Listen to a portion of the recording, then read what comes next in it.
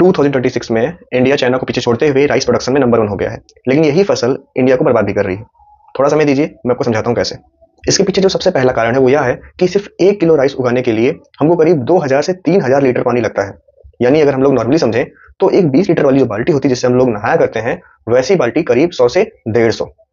अब पंजाब, हरियाणा, उत्तर प्रदेश ऐसी जगहों पे अगर बारिश हो गई तो बढ़िया है, अगर बारिश नहीं हुई तो किसानों को अपनी फसल सींचने के लिए ट्यूबवेल का सहारा लेना पड़ता है।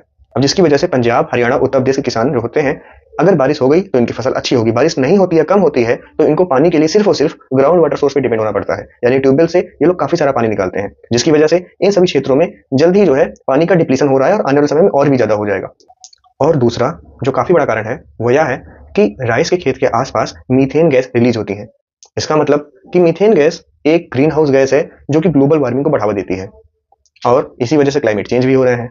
तीसरा कारण है कि आप लोगों ने अक्सर सुना होगा कि दिल्ली और हरियाणा के आसपास ठंड के समय में पराली जलाने की वजह से, दैट मीन्स कि पैरा जलाने की वजह से काफी ज्यादा पोल्यूशन बढ़ जाता है और उससे जो भी समस्याएं होती हैं, जो भी हेल्थ कॉन्सिक्वेंसेस होते हैं, वो हम दोनों लोग जान रहे हैं।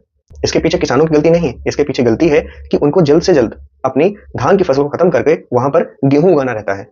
इसी वजह से उसको जलाते हैं और जिससे इतना ज्यादा पोल्यूशन होता है। अब क्वेश्चन ये है कि जब राइस में इतनी सारी प्रॉब्लम्स हैं तो हमारे किसान इसको उगाते क्यों हैं? तो देखिए, सरकार ने राइस, दैट मीन्स की धान पर एमएसपी दिया हुआ है। यानी कि किसानों को पता है कि अगर वो कहीं पर भी अपना अनाज नहीं बेच पाते तो सरकार उस अनाज को खरीदेगी ही खरीदेगी, और इसी सिक्योरिटी की वजह से वो लोग अक्सर धान की खेती किया करते हैं और जिसकी वजह से इतनी सारी जो है समस्याएं भी उसके साथ जुड़ी हुई हैं। अब मेरा सवाल आपसे यह है कि क्या कोई ऐसी और फसल हो सकती है जो कि राइस का अल्टरनेट हो सकता है, जो कि कम पानी में उग भी जाए और हमारे किसानों को एक अच्छा जो है इनकम सोर्स भी बने?